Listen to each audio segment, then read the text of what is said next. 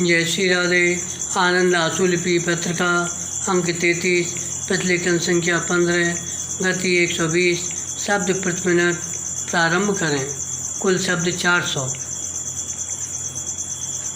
महोदय, भारतीय समाज की गिनती दुनिया के सबसे पिछड़े समाजों में होती है। आज भी समाज में मध्ययुगीन अवैज्ञानिक मान्यताएं प्रचलित हैं। इन मान्यताओं के कारण बड़े पैमाने पर सामाजिक असमानता व्याप्त है। नियोजित विकास के पिछले 56 वर्षों में इस असमानता पर लगातार हमले किए गए। इन हमलों के अपेक्षित परिणाम नहीं मिले। विराम। समाज में चेतना का जो स्तर होना चाहिए था वह विकसित नहीं हुआ। जिन मान्यताओं के विरुद्ध जन आक्रोश पनपना चाहिए था वे आज भी उपस्थित हैं। समता मूलक समाज की स्थापना का लक्ष्य अभी भी बहुत दूर है। इस पूरी स्थिति का एकमात्र कारण है इस देश की आबादी के एक बड़े हिस्से का शिक्षा से वंचित होना। विराम। इसमें भी स्त्रियों का ज्ञान के आलोक से बाहर रहना आज की विषम स्थिति का सबसे बड़ा कारण है। निस्संदेह स्त्रियां घर और परिवार की धुरी होती हैं। वे संतान की लालन पालन के दौरान ही उनके मानसिक क्षितिज का विकास करती हैं।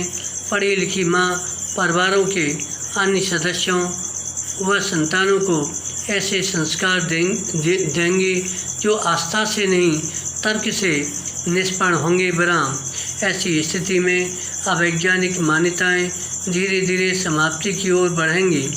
हमारे यहाँ स्त्रियों की शिक्षा, विशेषतया बालिकाओं की एक राष्ट्रीय अभियान नहीं बन पाई। विराम। पैरा।